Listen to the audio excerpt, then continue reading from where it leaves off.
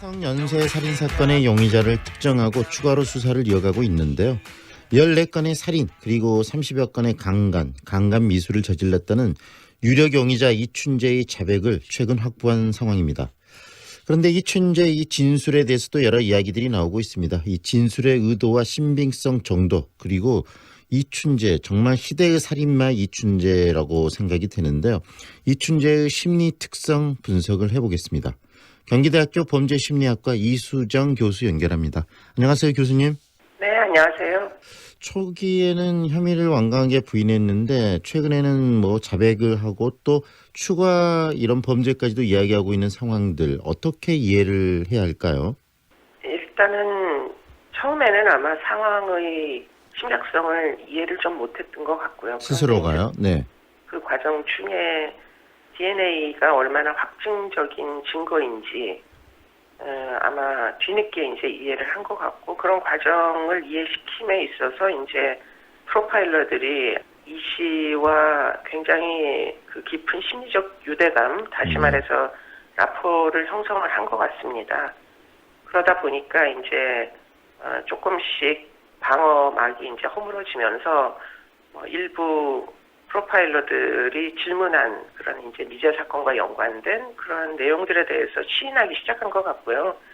그래서 아마 그 시인하는 과정이 일주일 이상 지속이 됐었을 걸로 추정이 됩니다. 네. 추가로 본인이 다른 미제 사건까지도 이렇게 자백하고 있는데 본인이 저질렀던 범죄를 이렇게 적극적으로 자백한 그 심리는 어디에 있는 겁니까, 교수님? 그 과정 중에 프로파일러들이 이러한 이제 그 덮여있던 사건들에 대해서 시인을 해도 당신의 선고 내용에는 크게 변경이 오지 않을 것이다 하는 부분을 계속 확인을 시켰을 거고요. 네. 그리고는 또 한편으로는 이제 피해자나 피해자 유가족들에 대한 일종의 설명을 해야 될 필요성이 있는 거 아니냐 하고 설득을 했던 것 같습니다. 그러다 보니까 그런 것들이 어느 정도는 아무래도 이제 본인에게도 이 면담이 상당히 의미가 있었던 걸로 보이고요. 네. 그런 과정 중에 이제 털어놓은 걸로 보이고, 그렇게 해서 숨기고 있던 비밀을 털어버리는 게 스스로에게도 아무래도 좀 부담을 줄인다, 이런 판단을 했던 것으로 추정할 수가 있는 거죠. 네. 이런 과정들, 지금 다른 미제 사건까지 본인이 저질렀다고 이야기하는 과정들, 진술의 신빙성 이야기도 나오는데 신빙성은 있다고 보십니까? 비교적 신빙성은 있을 수밖에 없다라고 보이는 게, 사실은 지금 특히 살인사건들 같은 경우에는 그 사건을 조사했던 기록이 존재합니다. 네. 그렇기 때문에 이제 그 기록과 경찰이 대조를 할 거라는 거는 뻔히 다 아는 사실일 거고요. 네.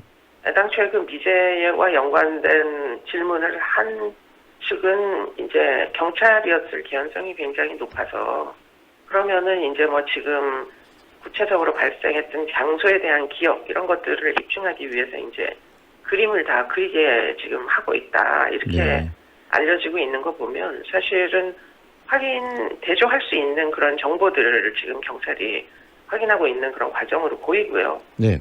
더군다나 이제 성폭력 사건은 피해자들이 생존해 있잖아요. 네. 그렇기 때문에 지금 그 생존한 피해자들이 뒤늦게라도 경찰에다가 과거에 그런 일이 있었다라는 것을 당시에는 신고를 안 했어도 지금에라도 신고를 해주시면 그 과정 중에 지금 30건씩이나 되는 강간 사건 또는 미수 사건을 터무니없이 털어놓는 건지, 아니면은 그 당시에 정말 그런 사건이 있었던 건지 확인할 수 있는 길이 있다고 보이기 때문에 이춘재가 그냥 그야말로 영웅심리로 없는 이야기를 털어놓는다, 그래야 되는 이유가 없고, 그래봤자 나중에 생존 피해자들로부터 결국에는 그런 사건이 보고가 안 되면 터무니없는 거짓말이 되는 거니까 사실은 그래야 될 이유가 사실은 없는 거죠. 충분히 신빙성이 있다는 이야기인데요.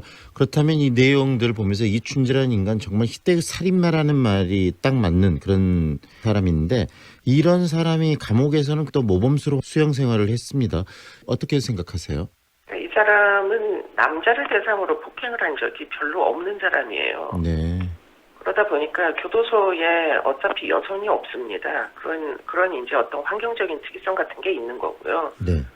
그리고는 이제 교도소 교도소 안에서 말썽을 부린 적이 없다는 것이 사실은 이제 겉으로 보기에는 큰 문제 없어 보이나 교도소 안에서도 음란물을 가지고 있었다고 지금 동료 수감자들은 얘기를 하고 있거든요. 네. 그렇기 때문에 발각이 되지 않은 예컨대 본인의 섹슈얼 판타지와 연관된 그런 음란물들은 그대로 가지고 있었기 때문에 여성에 대한 폭력성만이 문제라서 그런 부분은 꼭 모범수에게 해당되는 그 정도의 이제 갱생이 됐다라고 단정할 만한 네. 그런 이제 또 증거도 불분명하다 이렇게 생각이 됩니다. 다만 드러나는 폭력행위나 이런 것들이 없었다 하여 그 사람의 범인성이 전부 소각됐다, 사라졌다 이렇게 얘기하기는 어려운 거죠. 어떻게 보세요? 이런 이춘재와 같은 사람들, 사이코패스다라는 이야기도 나오고 그러는데 가장 전형적인 사이코패스의 유형입니까? 그럴 가능성이 굉장히 높습니다. 이 사람 유달리 학대를 받은 무슨 경험이 있는 것도 아니고 하기 때문에 네. 사이코패스와 같은 요건을 이제 가지고 있는 거 아니냐 원래부터 이렇게 얘기할 수밖에 없을 것 같고요. 네. 특히 이제 피해자에게 해놓은 흔적들을 보면 시신에 이제 나온 흔적들이 있지 않습니까? 네. 굉장히 여성에 대한 소위 모욕적인 행위들을 굉장히 많이 했어요. 네. 그러니까 일종의 죽기 전에 사체 모욕에 해당하는 그러니까 일종의 모욕을 주는 행위들을 굉장히 많이 했기 때문에 그런 것들을 보면 피해자를 인간으로 보지는 않은 것 같습니다. 특히 여성들 같은 경우에. 네. 그러니까 근본적으로 보면 물론 사이코패스라는 성격적 요인도 있지만 냉혈한이라는 네. 그뿐만 아니라 여성을 인격체로 애당초에 보지 않고 성적인 대상물들 일종의 물건처럼 취급을 한 부분들은 이거는 사실은 굉장히 뚜렷하게 나타나는 그 현상이라 그런 이제 특이성을 지닌 사람이라 출소를 했을 때 틀림없이 여성들에게 재차 피해를 가했을 가능성이 있는데 네. 다행히도 이제 석방이 될 가능성은 사라져서 네. 천만다행이다 이렇게 이제 얘기할 수 있겠죠. 특히 이 사이코패스 유형 중에서도 여성이 굉장히 가학적이고 그다음에 성적인 부분에 집착하는 그런 성향이 더 강한 게 지금 이춘재의 성향인 것 같아요, 교수님.